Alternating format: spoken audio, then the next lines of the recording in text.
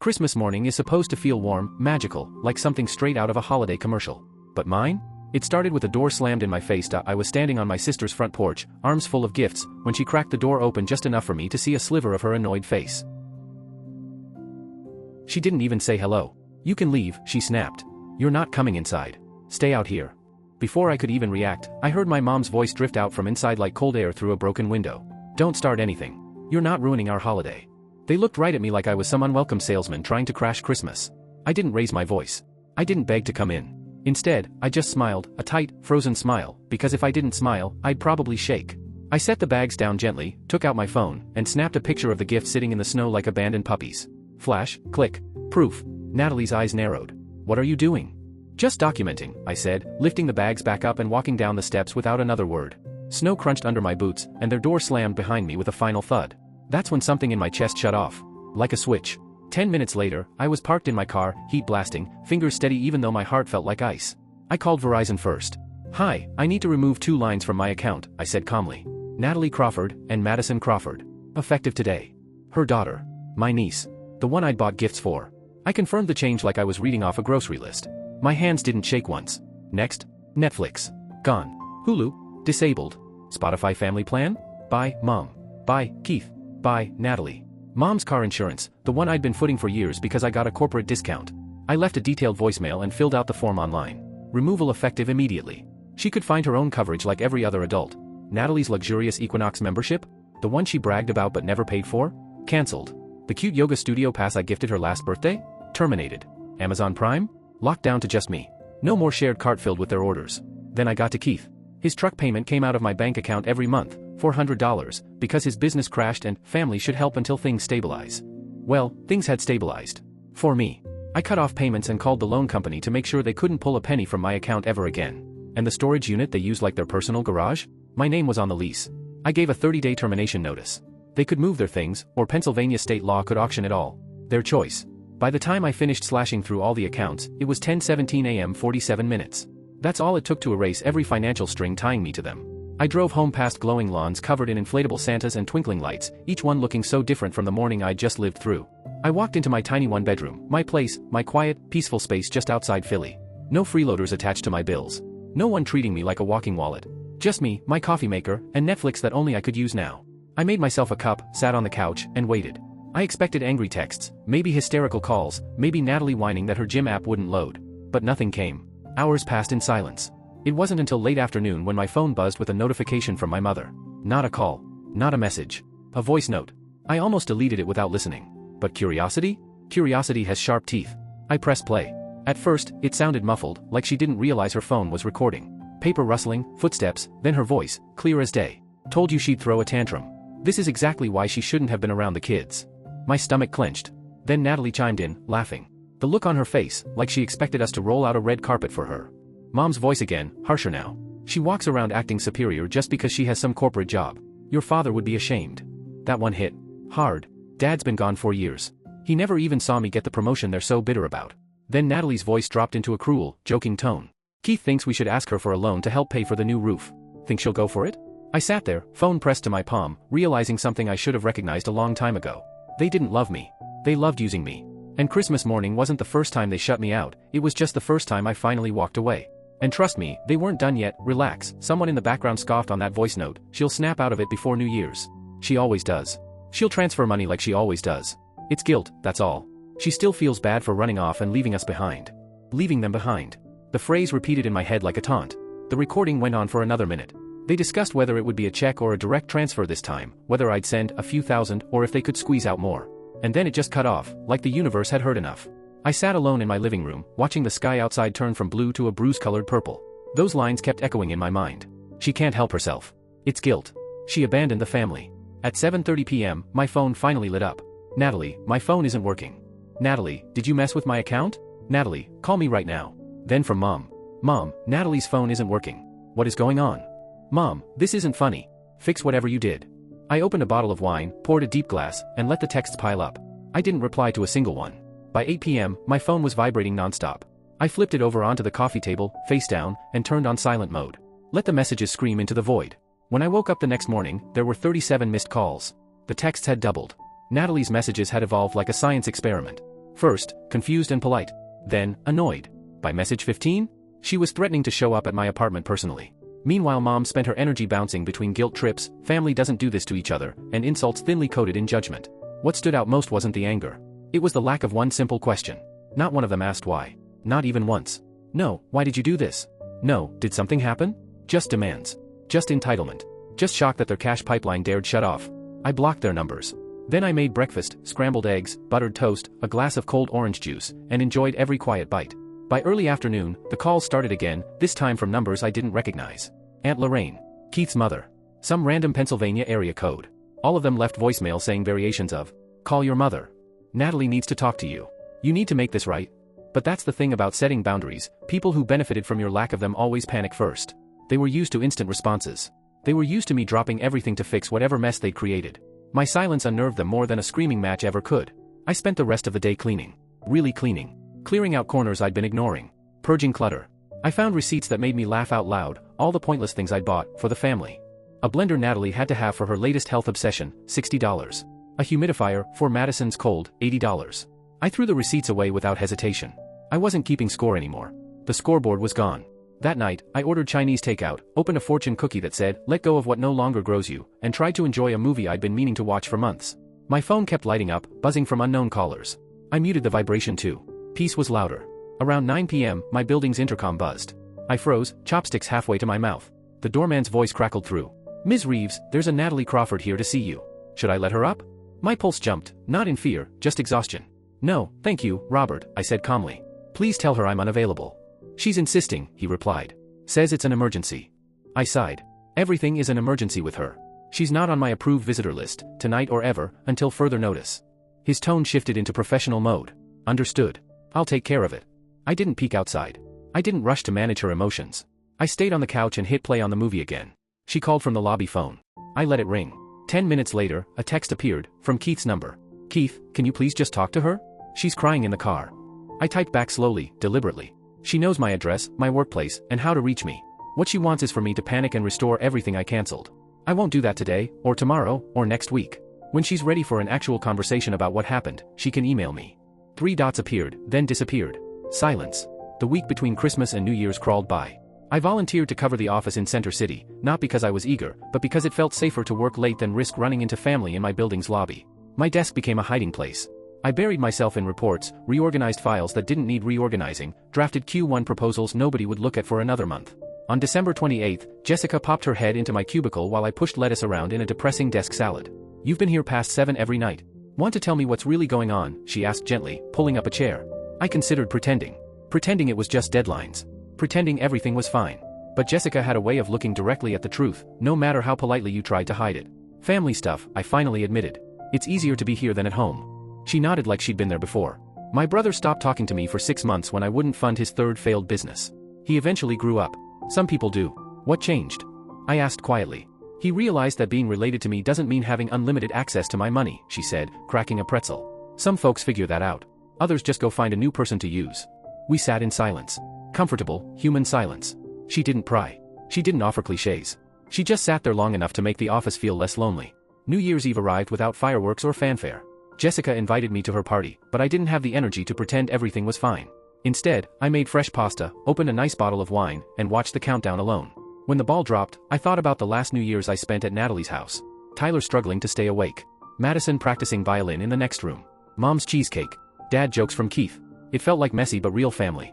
What I didn't know then was that they already had plans for my wallet that year. They were budgeting their life around me without ever asking if I agreed.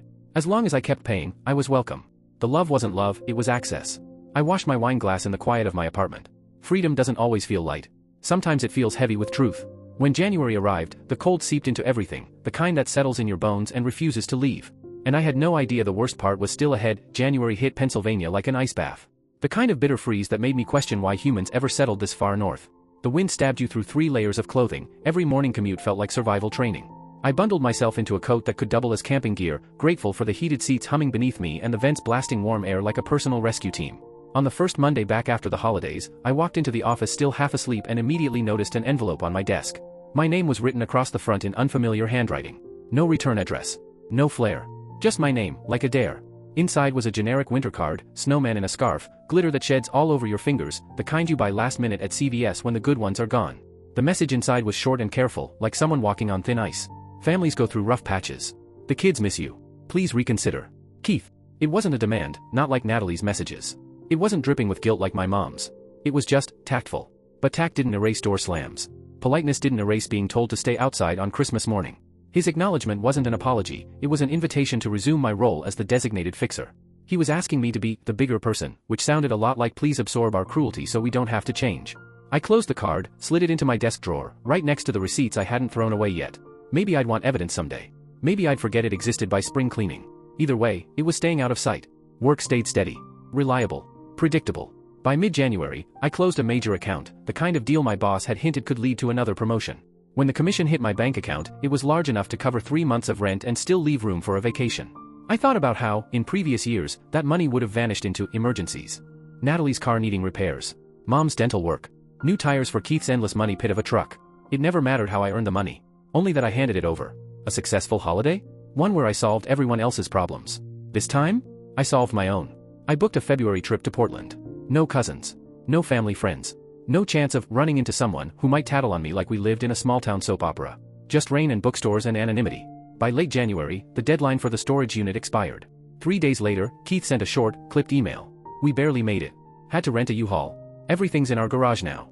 Natalie's furious about the cost, but at least we didn't lose anything. I stared at the message for a full minute. I didn't reply. There was nothing to say. The storage unit had been one more invisible line item on my budget, something I never volunteered for, something they never asked permission to use. Closing it felt like closing a door that should have been shut years ago. 3 days later, my doorbell rang. I checked the peephole. My mother stood outside, coat buttoned up to her chin, expression tight with annoyance rather than concern. Her finger hovered over the bell like a hawk waiting to strike. I didn't open the door. Her voice carried through the hall, sharp and scolding. I know you're in there. This is childish. We're family. I turned up the volume on the TV. After 4 more impatient rings, she finally left, her footsteps echoing angrily down the hallway. Keeping busy was easy. Work resumed, and I threw myself into it like it was the only safe place left. Jessica stopped by my desk one morning and asked how my holiday had been. I gave her the shortest version possible. It was quiet. Nothing special. She accepted it. No probing. No prying. Just a nod and a smile before she headed back to her office. If only family knew how to take a hint like that. But the voice note, it kept replaying in quiet moments like a haunting chorus. Your father would be ashamed. That one cut deep, deeper than the others. Dad had spent his life pouring concrete, hauling lumber, coming home with grit still clinging to his hair. He never complained. He never made me feel guilty for wanting more. He was proud when I graduated, the first in our family to earn a degree. He'd helped me move into my first apartment, carrying boxes up 3 flights of stairs while Mom fussed over his back. You're going places, kid, he'd said, wiping sweat from his brow. Don't let anyone make you feel bad about it. Sometimes I wished he'd added a list of names. February arrived in a swirl of pink hearts and overpriced candy. Love was in the air, or at least Hallmark insisted it was. Instead of chocolates, I received another attempt at reconciliation, this time forwarded to my office mail. Natalie's handwriting curled dramatically across the envelope like she wanted to appear softer on paper. Inside were 2 full pages, single-spaced, explaining how hard Christmas had been. She apologized for how things looked. She blamed stress. She blamed finances. She blamed everything except herself. She wrote that the kids miss you and that family forgives. Not a word about the voice note. Not a word about years of using my income as their safety net. Not a word acknowledging that maybe, just maybe, I was a person, not an ATM. I slid her letter into the desk drawer with Keith's card. Not everything needed a reply. March thawed the ice outside and melted whatever was left of people's patience. I got a call from Aunt Lorraine, someone who'd always kept a neutral seat in family dramas. She said Natalie was trying to find a new apartment because the rent increase was impossible without my contributions. Then Lorraine lowered her voice, as if the truth needed quiet. Your mother thinks you're being vindictive. I didn't respond. Not at first. I just sent Lorraine the voice note. I let her hear it with her own ears, the mocking, the entitlement, the budgeting of my money without my consent. There was a long silence on the line. I had no idea they were that dependent on you financially. They weren't dependent, I corrected. I enabled it. The difference felt like a weight lifting from my spine. What do you want now? She asked gently. I want them to handle their own finances, I said. I want to be treated like a person instead of a paycheck.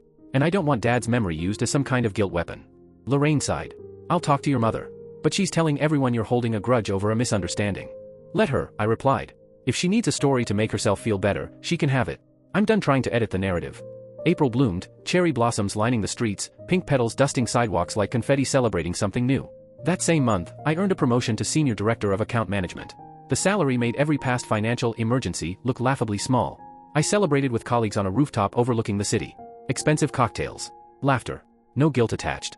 The promotion came with direct reports, 3 employees who now looked to me for guidance. One of them, Ashley, reminded me so much of myself at 23. Eager. Hungry. Terrified of disappointing anyone. During our first one-on-one, she apologized 3 times for mistakes I barely noticed. "You're doing well," I told her, marking notes on her report. "Really well, actually." She twisted her pen nervously. "I just don't want to let anyone down. My family sacrificed a lot for me to go to college. I have to make it worth it." The pressure in her voice made something ache in my chest. "That's a heavy burden to carry," I said quietly. She shrugged like it was normal. "That's just how it is." I stared at her for a moment, wondering if anyone had ever told her she was allowed to succeed for herself, not as a repayment plan. And I made a decision right then. She wasn't going to learn from exhaustion, like I had. She was going to learn from mentorship. A healthier kind of support, the kind that doesn't come with strings. A kind my family never offered me. They helped me, so now I help them. That's what she'd said, voice shaking just a little. "My mom hasn't worked since I was 12. My dad's hours got cut. That's what family does." I thought about that conversation for days afterward. The way she said it matter-of-factly, like the expectation itself was love. Like paying someone's bills was the ultimate proof you cared. It wasn't greed, not yet, just raw obligation dressed up as loyalty. Ashley was at the beginning of the same road I'd already walked. I couldn't warn her outright without sounding bitter or broken, like some cautionary tale from a therapist's waiting room. So instead, I tried something different. I modeled another way to exist. The next time she mentioned her brother needing rent money, I didn't jump in with solutions. I asked her questions instead, gentle ones that made her think instead of rescue. "How would helping him affect your budget? Would you still have emergency savings afterward?" Not accusations. Just reflection. Eventually, she exhaled and said, almost surprised at herself, "I think I need to say no this time. He's not really trying to find work, and I can't keep bailing him out." "That takes courage," I told her, and I meant it. Her eyes searched mine. "Did you ever have to do something like that?" "I mean, set boundaries with family." "Yes," I said. I didn't say more. I didn't need to. It was one of the hardest things I've ever done. But I don't regret it. We moved back to work topics, but I felt it, a seed planted. Maybe she would learn earlier than I did. Maybe she'd avoid a decade of quiet resentment while paying someone else's bills. Meanwhile, my phone stayed silent. No congratulations on the promotion. No acknowledgement that I'd stepped into a new chapter of my life. I wasn't expecting celebration anymore. Still, the emptiness was telling. May arrived with clear skies and something unexpected, an email from Keith. The subject line read, "No expectations, just information." Inside, a short update. Madison had joined the debate team and was demolishing her competition with logic. Tyler had fallen headfirst into dinosaurs and could name prehistoric eras like other kids recited cartoon theme songs. The email ended with, "I'm not asking you to reconnect. I just thought you might want to know they're doing okay." It was the first message from anyone in my family that didn't come with strings or guilt. I read it 3 times, searching for manipulation, waiting for the hook. There wasn't one. I replied, "Thank you for letting me know." He wrote back within the hour. "Natalie doesn't know I'm emailing you. She's still furious. Mom is. Mom. But you deserve to hear about your niece and nephew without all the baggage. I appreciate that." I typed, "How are you holding up?" His answer was painfully honest. "Money's tight. Natalie hates working full-time. But we're managing. I think this was necessary, even if she won't admit it." I stared at the message for a long time before I finally wrote, "I never wanted to hurt the kids. That wasn't the purpose. I know. Someday they'll be old enough to understand. Right now they just know Aunt Morgan isn't around anymore, but that's on their mother, not you." After that, Keith sent occasional updates, a funny quote from Tyler, a debate win from Madison. I replied with simple questions, nothing emotional, nothing deeper than the kids. We didn't dissect the family breakdown. We didn't plan reconciliation. The boundaries were clear. Through those emails, I learned Natalie had a full-time job now at an insurance company. Claims processing. Benefits. Real hours. Real consequences. Before that, she'd been working part-time at a boutique, enough to fund her wardrobe, not her life. Meanwhile, Mom had moved in with them temporarily. That sounded like a sitcom waiting to implode. According to Keith, "Your mother and Natalie are too much alike. They won't admit they were wrong. So they've built a story where you abandon them over a misunderstanding." I asked him, "Is that what you think happened?" His reply came fast. "A misunderstanding? Hell no. They locked you out on Christmas morning, then talked about you like a bank with legs." That voice note was insane. I just didn't get how bad it was until everything fell apart. I saved his messages in a folder labeled, Keith. Maybe having one family member who understood mattered. Or maybe I just needed evidence that I hadn't imagined all of it. June came with salt air and freedom. I rented a house on the coast for a long weekend and invited Jessica and 2 friends from work. We spent 3 days eating seafood, shouting over board games, and watching the sun melt over the ocean in ridiculous shades of pink and gold. On the last night, we gathered around a fire pit on the deck. Jessica was halfway through telling a dramatic story about her nightmare of a first apartment when she turned to study me. "You seem different lately," she said. "Different?" "Lighter," she clarified. "Like you're not constantly bracing for something. When I met you 2 years ago, you were always checking your phone, worrying about someone. Now, you're just here." I hadn't realized how much of my attention had been spent waiting for the next crisis, the next demand, the next financial fire to put out. I cut off my family, I said quietly. Or maybe, they cut me off. Depends on who's telling the story. Jessica didn't flinch. I figured it was something like that. You want to talk about it? So I did. For the first time. I talked. I told them everything, the door slammed in my face, the voice note, the silent panic that came after. The unraveling. The freedom. My friends didn't judge. They didn't respond with cliches or horror. They listened. They asked thoughtful questions. Do you think you'll ever reconcile? Someone asked. I don't know, I admitted. Reconciliation would mean they have to admit what they did. They'd have to actually apologize, not, sorry you're upset, but, sorry for how we treated you. And they'd need to change, not just come back because they're struggling again. Jessica raised an eyebrow. That's a high bar. It should be, I said. The alternative is going back to being valued for what I provide, not who I am. I'd rather be alone than return to that. The fire burned down to embers. I pulled my jacket tighter and let the ocean wind sting my cheeks. The truth had officially left my mouth, and the world hadn't ended. That felt like freedom. Summer brought long beach days with people who asked about my life without calculating what I could offer them. I learned to paddleboard. I got a sunburn so intense it peeled like a cheap sticker. I laughed more. August arrived, and with it, Madison turned 11. I thought about her all day. Whether she remembered the aunt who took her to the children's museum. The books I bought her about mythology, stories of warriors and goddesses and girls who shaped their own destiny. I wondered if she still had them, if she still read.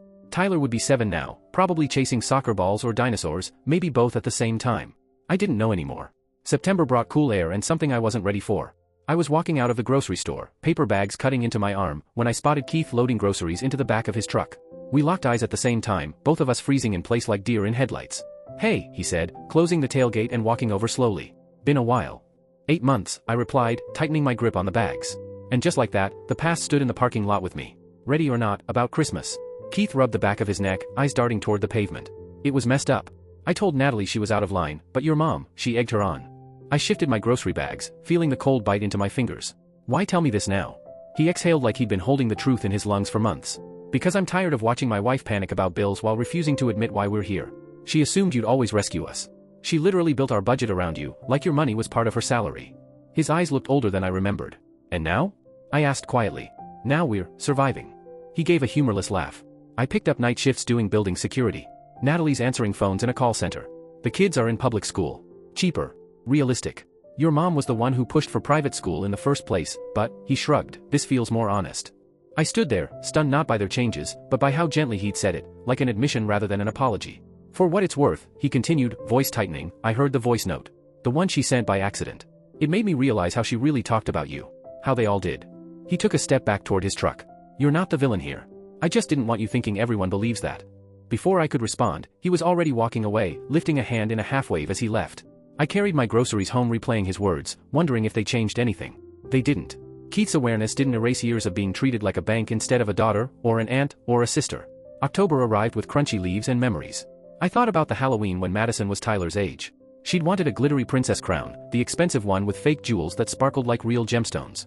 Natalie argued that the clearance rack costume was good enough. I bought the crown anyway. I'd wondered for years whether she kept it. Then November came early with snow, and a letter from my mother. Her handwriting shook across the envelope, as though the words could barely stand up. Inside, a single statement pretending to be remorse. I'm sorry for what I said in the recording. I didn't mean it. You're my daughter and I love you. Please come home for Thanksgiving. There was no apology for the door slamming in my face. No acknowledgement of being used financially for years. Just an invitation back into the same cycle, like she expected me to forget everything and come running. I didn't respond. I spent Thanksgiving ladling mashed potatoes onto strangers' plates at a homeless shelter. They thanked me like it mattered. And that felt more like family than anything I'd grown up with. December returned like a ghost, a full year since everything blew apart. I bought gifts for Jessica's kids, donated toys to a holiday drive, and decorated a miniature tree in my apartment with soft white lights. On Christmas Eve, my phone rang with an unfamiliar number. I almost ignored it, until I heard a little voice on the other end. Hi, it's Tyler. Grandma gave me her phone. My heart clenched. Hey, buddy. How are you doing? I miss you. No drama. Just truth. He paused. Madison says you don't come over anymore because Mom was mean to you. I closed my eyes, swallowing hard. It's complicated, I whispered. Sometimes grown-ups hurt each other, and it takes time to fix it. Grandma said you're punishing us. But Dad says you're just doing what's good for you. He fumbled over the words, confused. I don't really get it. I just wish you could come for Christmas. My voice cracked without permission. I wish things were different, too. Will you ever come back? I forced myself to breathe. He deserved honesty, not false hope. I don't know, Tyler. Maybe one day. But even if I'm not there, I still think about you and your sister all the time. He accepted it with the resilience only children have. Okay. Merry Christmas. Merry Christmas, buddy. When the call ended, I sat there sobbing, not for my mom, not for Natalie, but for 2 kids caught in the fallout of adults who couldn't love without conditions. I still didn't regret protecting myself. Healing had a cost, but returning to that life would have cost me everything. January arrived clean and quiet. I signed up for pottery classes. I joined a book club. I laughed loudly with people who knew me as Morgan the person, not Morgan the provider, not Morgan the emergency checkbook. The old voice note still existed in a hidden folder on my phone. I rarely opened it. Sometimes I thought I should delete it, erase the proof of their disdain. But it stayed as a reminder: self-preservation is not cruelty. Boundaries are not revenge. Spring brought blooming trees and a text from an unknown number. Natalie. New phone. Can we talk? I stared at it for an hour before writing back. About what? About fixing this? About being a family again? I typed slowly. We can talk. But fixing it means acknowledging what broke it. Are you ready to do that? The typing bubble appeared, vanished, reappeared, vanished again. Finally. I don't know. At least it was honest. Let me know when you do. She didn't reply. And then summer rolled in, 1.5 years since Christmas morning. I was no longer living to prevent someone else's crisis. I wasn't defined by what I could pay for. The guilt still visited occasionally, late at night, the way old habits do. But mostly, I was free. Free from being treated like shared property. Free from resentment disguised as love. Free from the voice in my head telling me I owed my life to people who saw me as a utility. My dad would have understood. The man who carried boxes up 3 flights of stairs and told me to go places wouldn't have wanted me stuck shoveling someone else's snow forever. I didn't know what would happen with Natalie. Or Mom. I didn't know how Madison and Tyler would remember me. I couldn't control any of that. But I knew this. The version of me who stood on that doorstep one cold December morning, arms full of gifts, heart full of hope, wouldn't have survived another year of being treated like a walking bank account. The slammed door wasn't rejection. It was permission. Permission to stop burning myself alive to keep everyone else warm. I still have that photo, the gift sitting in perfect snow, sparkling wrapping paper lying abandoned outside a house that wouldn't open its door. It's saved in my phone under one simple word. Proof. Proof that sometimes the people who claim to love you reveal who they really are when you stop being useful. And sometimes the bravest thing you can do is believe them and walk away.